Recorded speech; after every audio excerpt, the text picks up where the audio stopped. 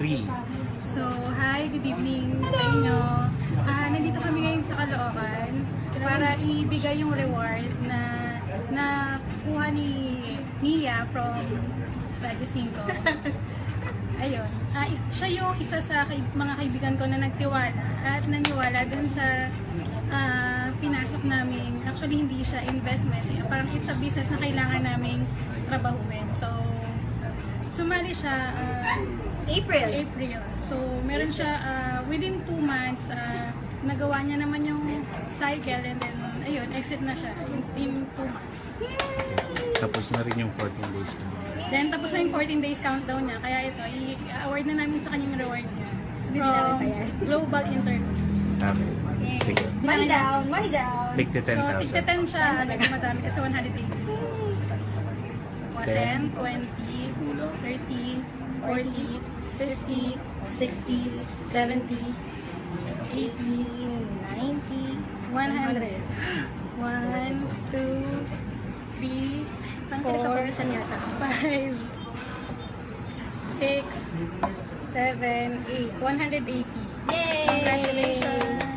Ayun. So, hawak. Hawak. Hawak ko na siya. Sige, sige. Tapos ganun. Mag-shopping na tayo mamaya, charot. Bukas na bukas din. Hindi ko na sabihin sa inyo. Doon po siya Ayun. dadaan.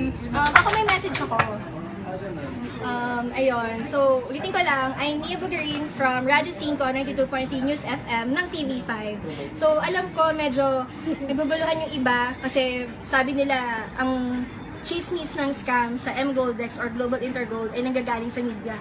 And yes po, taga-media ako, pero naniwala ako dun sa marketing system ng Global Intergold. Siyempre sa mga pinagkakatiwala mga kaibigan, yan, dun lang naman nagsimula eh. So parang, alam niyo yun, parang konting sacrifice lang. Aminin ko naman kahit paano, medyo malaki yung amount, pero I took the risk.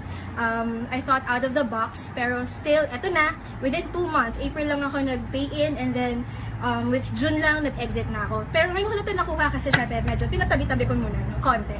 Yun, so, sana, yung mga interesado, kung meron kayong questions, pwede nyo akong i-add sa Facebook, i-message, or tanungin yung mga taong nag-share ng video na to sa inyo. So, yun lang po. Thank you very much. Hope to see you in our team. Team Wannabe. Thank you!